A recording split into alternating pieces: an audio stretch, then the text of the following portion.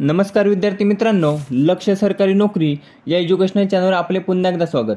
मित्रांनो, आज आपण बघा पोलीस भरतीसाठी जीकेचे तसेच चालू घडामोडीचे महत्त्वाचे प्रश्न पाहणार आहोत. व्हिडिओला सुरुवात करण्या अगोदर काल जो काही प्रश्न विचारला होता बघा, ज्याचं उत्तर तुम्हाला कमेंटमध्ये द्यायचं होतं, तर तो प्रश्न अगोदर घेऊया, नंतर आजच्या व्हिडिओला लगेचच सुरुवात करूया. तर काल बघा प्रश्न काय विचारला होता, तर उबेर कप 2024चे विजेतेपद किंवा उबेर कप 2024 कोणत्या देशाने जिंकला, ज्याचं उत्तर बघा भरपूर जणांनी कमेंटमध्ये दिलं होतं, त्यांचं मनपूर्वक आभार. तर बघा त्याचं उत्तर होतं चीन.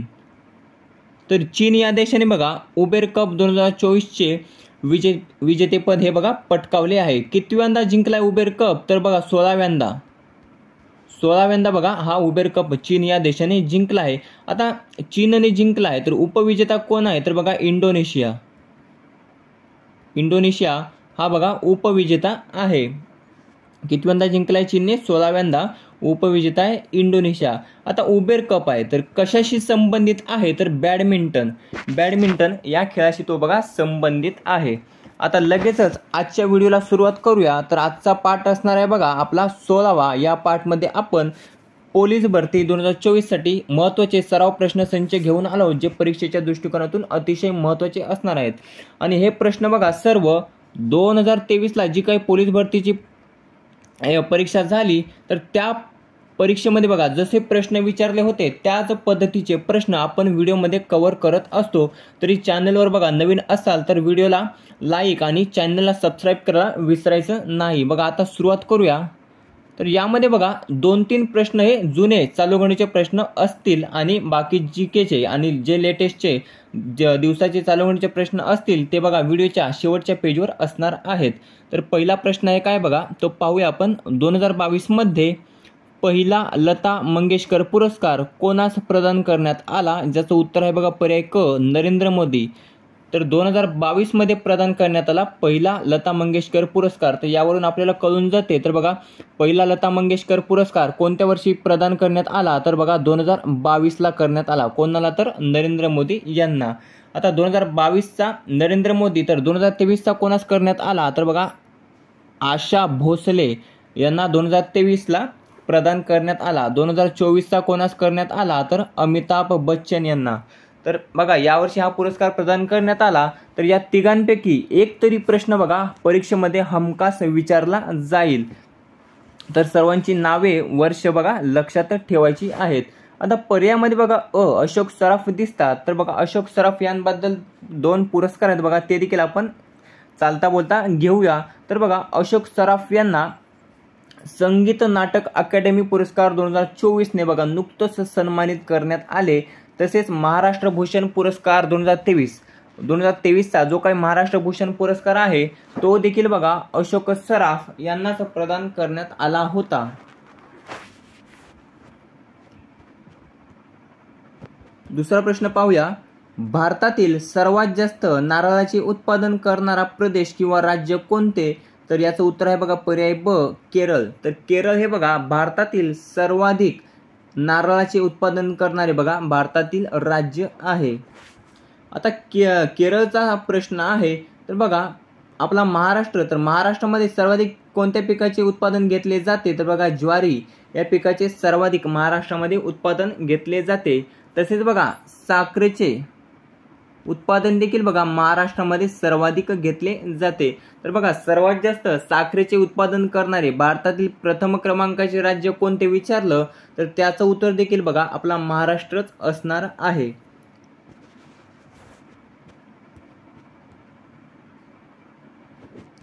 तिसरा प्रश्न आहे. पृथ्वीपासून किती अंतरावर वातावरण आढळते, हा बघा 2023ला विचारण्यात आला होता प्रश्न. तर 2023ला विचारण्यात आला काय प्रश्न होता, तर पृथ्वीपासून किती अंतरावर वातावरण आढळते, ज्याचं उत्तर होतं बघा पर्याय अ, 50 किमी. 50 किमी अंतरावर बघा पृथ्वीपासून वातावरण हे आढळते. पुढचा चौथा प्रश्न आहे. आपल्या शरीरातील अन्नमार्गाची लांबी सुमारे किती मीटर असते, याचं उत्तर आहे बघा पर्याय क, 9 मीटर. आपल्या शरीरातील अन्नमार्गाची लांबी ही सुमारे बघा 9 मीटर एवढी असते. आता पर्यायामध्ये बघा 1.5 मीटर हे दिसते तर 1.5 मीटर हे बघा कशाची लांबी आहे, तर बघा मोठे आतड्यांची लांबी 1.5 मीटर ही बघा मोठे आतड्यांची लांबी आहे। त्यानंतर पर्याय ब आहे बघा 97,000 किमी, तर 97,000 किमी ही बघा कशाची लांबी आहे, तर बघा मानवी शरीरातील रक्तवाहिन्या ज्या आहेत बघा त्यांची लांबी आहे बघा 97,000 किमी। पुढचा 5वा प्रश्न आहे 58वा ज्ञानपीठ पुरस्कार उर्दूसाठी कोणाचा प्रदान करण्यात आला। प्रश्न नीट वाचा आणि त्यानंतरच उत्तर द्या। तर बघा 58वा ज्ञानपीठ पुरस्कार हा बघा 2 जणांना प्रदान करण्यात आला, परंतु ते दोन्ही वेगवेगळे आहेत, तर उर्दू आणि संस्कृतसाठी। आता प्रश्न काय विचारला आहे 58वा ज्ञानपीठ पुरस्कार उर्दूसाठी कोणाचा प्रदान करण्यात आला, तर उर्दूसाठी बघा पर्याय अ गुलजार यांना बघा उर्दूसाठी 58वा ज्ञानपीठ पुरस्कार हा बघा प्रदान करण्यात आला। तर आता संस्कृतसाठी कोणाचं करण्यात आला, तर स्वामी रामभद्राचार्य। तर स्वामी रामभद्राचार्य यांना संस्कृतसाठी बघा 58वा ज्ञानपीठ पुरस्कार हा प्रदान करण्यात आला। उर्दूसाठी गुलजार, संस्कृतसाठी स्वामी रामभद्राचार्य।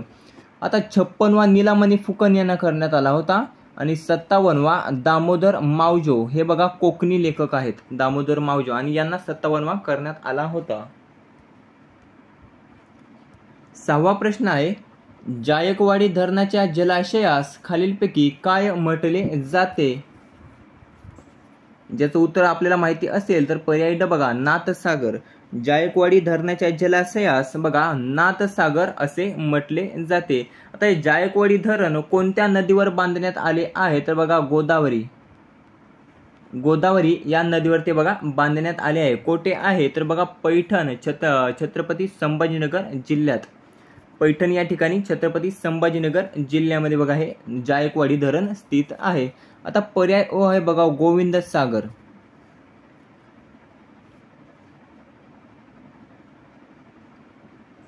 तर जे काही भाकरा जलाशय आहे, तर भाकरा जलाशयास बघा गोविंद सागर असे बघा म्हटले जाते। तर भाकरा जलाशय कोणत्या नदीवर बांधण्यात आलेले आहे, तर बघा सतलज नदीवर बघा हे गोविंद सागर जलाशय बांधले आहे। पर्याय क आहे शिवाजी सागर। तर शिवाजी सागर बघा कोयना नदीवर बांधण्यात आले आहे। आता कोयना नदीवर बांधण्यात आले आहे तर तुम्हाला लगेच कळलं असेल तर जलाशय कोणते, तर कोयना हे धरण बघा शिवाजी सागर म्हणून ओळखले जाते। कोणत्या धरणाच्या जलाशयास शिवाजी सागर म्हणतात, तर बघा कोयना धरणाच्या जलाशयास शिवाजी सागर असे म्हटले जाते। आता हे कोणत्या जिल्ह्यामध्ये आहे, तर सातारा या जिल्ह्यामध्ये आहे। कोणत्या नदीवर, कोयना नदीवर बांधण्यात आलेले ते धरण आहे। पर्याय ब आहे बघा मोडक सागर। तर मोडक सागर हे बघा वैतरणा नदीवर बांधण्यात आले आहे। कोणत्या नदीवर, वैतरणा नदीवर। वैतरणा नदीच्या वैतरणा धरणाच्या जलाशयास बघा मोडक सागर असे म्हटले जाते।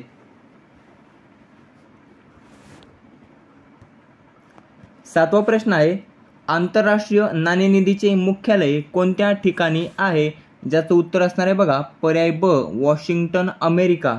तर वॉशिंग्टन अमेरिका या ठिकाणी बघा आंतरराष्ट्रीय नाणेनिधीचे मुख्यालय आहे। आता पर्याय ड आहे हेग नेदरलँड। तर हेग नेदरलँड या ठिकाणी बघा कशाचे मुख्यालय आहे, तर बघा आंतरराष्ट्रीय न्यायालय हे बघा हेग नेदरलँड या ठिकाणी त्याचे मुख्यालय आहे। नुकतंच बघा आंतरराष्ट्रीय न्यायालयाचे अध्यक्ष कोण बनले, तर नवाफ सलाम हे बघा ICJ म्हणजेच आंतरराष्ट्रीय न्यायालयाचे अध्यक्ष बनलेले आहेत। लिओन्स फ्रान्स या ठिकाणी कशाचे मुख्यालय आहे, तर इंटरपोलचे मुख्यालय लिओन्स फ्रान्स या ठिकाणी आहे। पर्याय अ आहे जिनेवा स्वित्झर्लंड। तर जिनेवा स्वित्झर्लंड या ठिकाणी WTO म्हणजेच वर्ल्ड ट्रेड ऑर्गनायझेशन जागतिक व्यापार संघटना, WHO वर्ल्ड हेल्थ ऑर्गनायझेशन आपलं जागतिक आरोग्य संघटना तसेच जागतिक व्यापार संघटना या दोघांचे मुख्यालय देखील बघा जिनेवा स्वित्झर्लंड या ठिकाणी आहे। 8वा प्रश्न आहे आझाद हिंद फौजेची स्थापना खालीलपैकी कोणी केली होती, ज्याचं उत्तर आहे बघा पर्याय ब रास बिहारी बोस। रासबिहारी बोस यांनी बघा आझाद हिंद फौजेची स्थापना केली होती. आता लाला हरदयाळ यांनी कशाची स्थापना केली होती तर बघा इंडिया हाऊस, लंडन या ठिकाणी इंडिया हाऊसची स्थापना ही बघा लाला हरदयाळ यांनी केली होती. पर्याय क आहे भगत सिंग. भगत सिंग यांनी नवजवान भारत सभा याची स्थापना केली होती भगत सिंग यांनी. पर्याय ड आहे डॉक्टर BR आंबेडकर. तर डॉक्टर बाबासाहेब आंबेडकर यांनी बघा बहिष्कृत हितकारिणी सभा तसेच पीपल्स एज्युकेशन सोसायटी या दोन संस्थेची स्थापना ही बघा डॉक्टर बाबासाहेब आंबेडकर यांनी केली होती. 9वा प्रश्न आहे स्वतंत्र भारताचे पहिले कायदा मंत्री खालीलपैकी कोण होते. IMP प्रश्न आहे, परीक्षेमध्ये बघा विचारण्यात आलेला प्रश्नच आहे. तर बघा स्वतंत्र भारताचे पहिले कायदा मंत्री खालीलपैकी कोण होते, ज्याचं उत्तर आहे बघा पर्याय ड डॉक्टर बाबासाहेब आंबेडकर हे बघा स्वतंत्र भारताचे पहिले कायदा मंत्री बघा होते.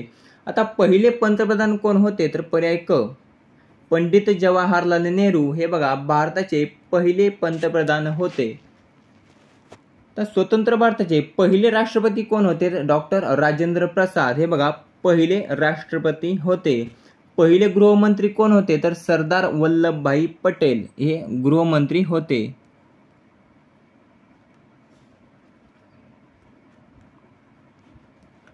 पुढचा प्रश्न आहे 10वा महाराष्ट्रातील अतिपूर्वेकडील जिल्हा खालीलपैकी कोणता आहे. असा प्रश्न बघा परीक्षेमध्ये विचारला जातो. तर बघा महाराष्ट्रातील अतिपूर्वेकडील जिल्हा कोणता असा प्रश्न आहे. तर त्याचं उत्तर आहे बघा पर्याय ब गडचिरोली. गडचिरोली हा बघा महाराष्ट्रातील अतिपूर्वेकडील जिल्हा आहे. आता अति दक्षिणेकडील जिल्हा कोणता तर सिंधुदुर्ग हा अति दक्षिणेकडील बघा जिल्हा आहे. अति उत्तरेकडील जिल्हा कोणता तर नंदुरबार. नंदुरबार हा बघा महाराष्ट्रातील अति उत्तरेकडील जिल्हा आहे. पालघर कोणत्या ठिकाणचा आपला पालघर कुठला तर पश्चिम अति पश्चिमेकडील जिल्हा हा बघा पालघर आहे. नंदुरबार अति उत्तरेकडील, सिंधुदुर्ग अति दक्षिणेकडील, अति पश्चिमेकडील पालघर आणि अति पूर्वेकडील गडचिरोली.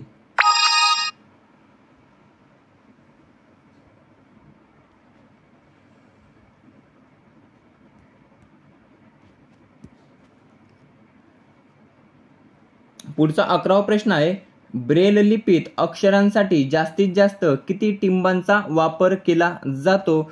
ज्याचं उत्तर आहे पर्याय ब 6. तर ब्रेल लिपीत अक्षरांसाठी जास्तीत जास्त 6 टिंबांचा वापर केला जातो. पुढचा 12वा प्रश्न आहे समर्थ रामदास स्वामी यांचे जन्मगाव खालीलपैकी कोणते आहे. तर पर्याय क जांब. जांब हे बघा समर्थ रामदास स्वामी यांचे जन्मगाव आहे. आता जांब हे जन्मगाव आहे तर समाधी कोणत्या ठिकाणी आहे तर बघा सज्जनगड या ठिकाणी त्यांची समाधी आहे. आता प्रसिद्ध ग्रंथ कोणते आहेत तर बघा श्रीमद दासबोध, श्री मनाचे श्लोक आणि श्री सद्गुरुचरित्र हे 3 बघा महत्त्वाचे जे काही ग्रंथ आहेत ते बघा प्रसिद्ध ग्रंथ आहेत बघा समर्थ रामदास स्वामी यांचे. कोणते श्री मनाचे श्लोक, श्री सद्गुरुचरित्र आणि श्रीमद दासबोध. आता आपेगाव या ठिकाणी कोणाचा जन्म झाला तर बघा संत ज्ञानेश्वर यांचे जन्मगाव हे बघा आपेगाव आहे. त्यानंतर पर्याय ब आहे पैठण या ठिकाणी बघा संत एकनाथांचा जन्म आहे पैठण या ठिकाणी. 13वा प्रश्न आहे राज्यसभेचा पदसिद्ध अध्यक्ष किंवा सभापती कोण असतो. याचं उत्तर आहे बघा पर्याय अ उपराष्ट्रपती. उपराष्ट्रपती हे बघा राज्यसभेचे पदसिद्ध अध्यक्ष किंवा सभापती असतात. आता उपराष्ट्रपती हे पदसिद्ध अध्यक्ष असतात तर उपराष्ट्रपती सध्या कोण आहेत तर जगदीप धनखड हे बघा भारताचे सध्याचे उपराष्ट्रपती आहेत. म्हणजेच राज्यसभेचे सध्याचे अध्यक्ष कोण तर जगदीप धनखड हे असणार आहेत. आता पंतप्रधान कशाचे अध्यक्ष असतात तर बघा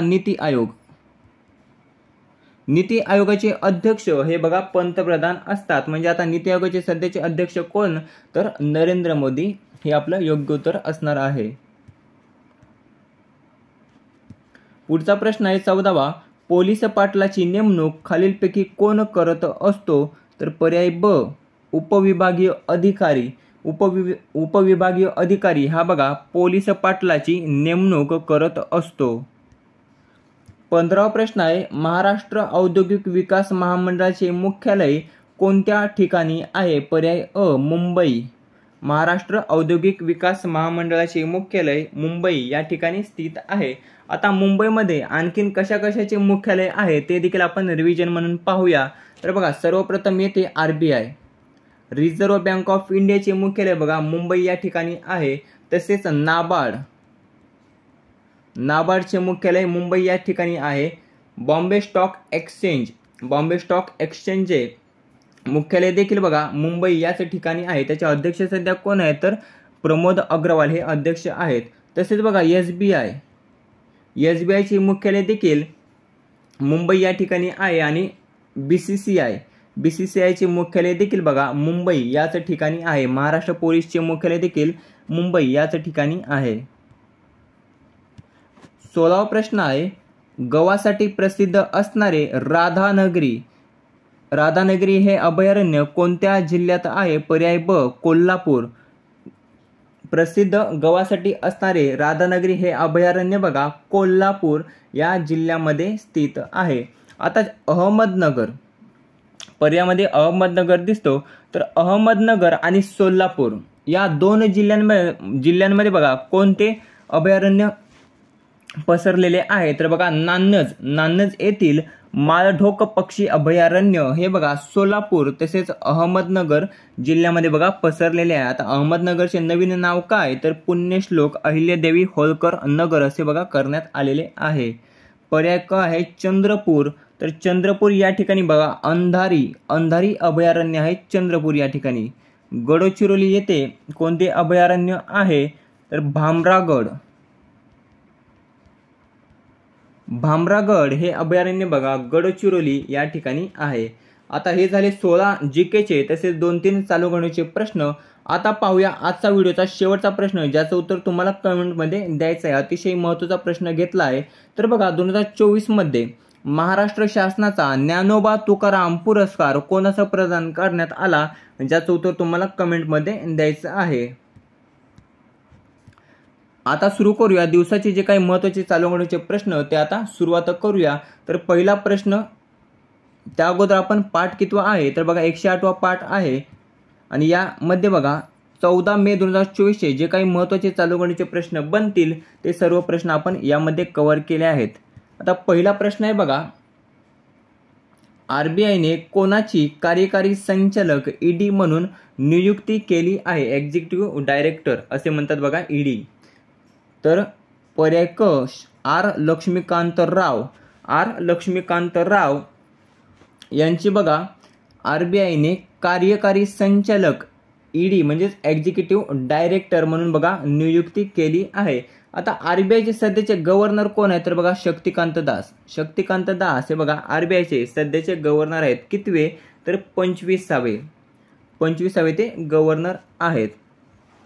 आता पहिले भारतीय गव्हर्नर कोण होते? तर CD देशमुख हे बघा RBIचे पहिले भारतीय गव्हर्नर होते. RBIचे पहिले गव्हर्नर कोण? तर ऑसबॉर्न स्मिथ हे बघा पहिले गव्हर्नर होते. आणि पहिले भारतीय CD देशमुख.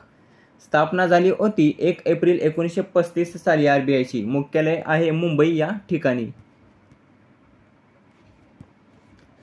पुढचा दुसरा प्रश्न आहे लॅन्सेट कामिकाज ड्रोन कोणत्या देशाने विकसित केले आहे? पर्याय अ रशिया या देशाने बघा लॅन्सेट कामिकाज ड्रोन हे बघा नुकतंच विकसित केले आहे. आता मिखाईल मिशुस्टिन हे बघा रशिया या देशाचे दुसऱ्यांदा पंतप्रधान बनले आहेत. कोण? Mikhail Mishustin. आणि 5व्यांदा रशियाचे राष्ट्राध्यक्ष कोण बनले आहेत? तर व्लादिमीर पुतिन हे 5व्यांदा रशियाचे राष्ट्रपती बनले आहेत.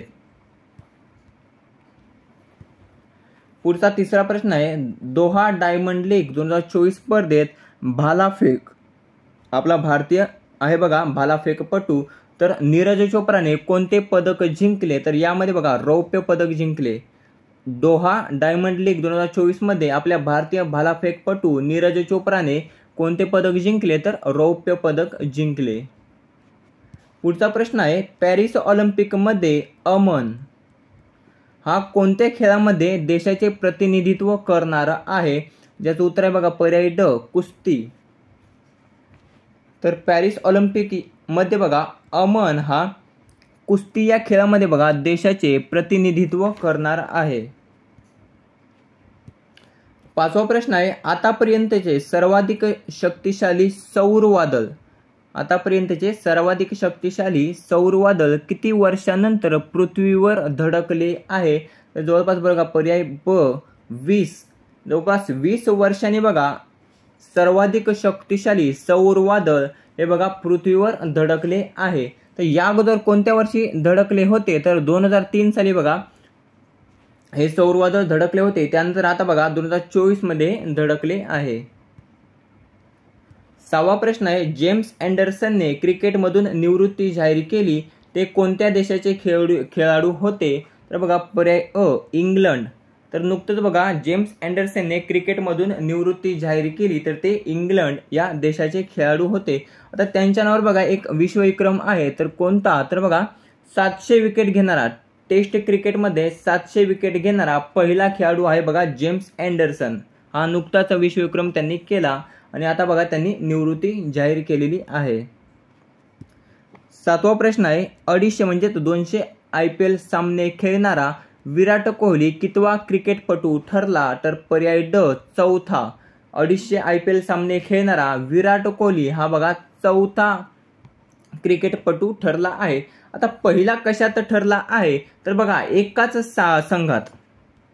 एका संघामध्ये बघा 250 सामने खेळणारा विराट कोहली कितवा क्रिकेटपटू ठरला? तर बघा पहिला ठरला. एका संघामध्ये 250 सामने म्हणजे जेव्हापासून त्याने IPL मध्ये पदार्पण केलं तेव्हापासून तो बघा RCB याच संघात खेळतो आणि असे करणारा बघा तो पहिला खेळाडू ठरला आहे. आता 250 IPL सामने खेळणारा पहिला खेळाडू कोण? तर धोनी, महेंद्रसिंग धोनी हा बघा 250 IPL सामने खेळणारा पहिला खेळाडू आहे. दुसरा कोण? तर रोहित शर्मा. तिसरा आहे बघा दिनेश कार्तिक. आता चौथा कोण बनला? तर विराट कोहली. आठवा प्रश्न आहे, राष्ट्रीय हरित लवादाने कोणत्या राज्याच्या प्रदूषण नियंत्रण बोर्डाला हिंडन नदी, महत्वाचा प्रश्न आहे, हिंडन नदी प्रदूषणाबाबत अहवाल सादर करण्यास सांगितले आहे? तर पर्याय अ उत्तर प्रदेश राज्याच्या बघा प्रदूषण नियंत्रण बोर्डाला हिंडन नदी प्रदूषण बाबत अहवाल सादर करण्यास सांगितले आहे. कोणी? तर राष्ट्रीय हरित लवादाने. आता ही हिंडन नदी कोणत्या नदीची उपनदी आहे? तर यमुना. परीक्षेमध्ये प्रश्न विचारला जाऊ शकतो. तर आता सध्या चालू घडामोडी आपला सध्या करंट अफेअर्स मध्ये हा प्रश्न विचारला. तर यासाठी बघा आता हिंडन नदी ही कोणत्या नदीची उपनदी आहे असा प्रश्न पडू शकतो. तर त्याचं उत्तर असणार आहे बघा यमुना नदी. तर यमुना नदी ही बघा हिंडन नदी ही यमुना नदीची उपनदी आहे आणि याच नदीचा बघा प्रदूषणाबाबत अहवाल सादर करण्यास सांगितला आहे उत्तर प्रदेश राज्याच्या प्रदूषण नियंत्रण बोर्डाला. तर मित्रांनो अशा प्रकारे बघा महत्त्वाचे जीकेचे 16 तसेच चालू घडामोडीचे 8 प्रश्न आपण या व्हिडिओमध्ये कव्हर केले आहेत. जो प्रश्न तुम्हाला कमेंटमध्ये सांगायचा आहे त्याचं उत्तर अवश्य सांगा आणि व्हिडिओ कसा वाटला ते कमेंट करून नक्की सांगायचे आहे. व्हिडिओ आवडला असेल तर मित्रांसोबत शेअर करायला विसरायचं नाही आणि चॅनलला सबस्क्राईब करायला देखील विसरायचं नाही. असेच व्हिडिओ पाहण्यासाठी आमच्या चॅनलला बघा नक्कीच सबस्क्राईब करा. भेटूया पुढच्या व्हिडिओमध्ये. धन्यवाद.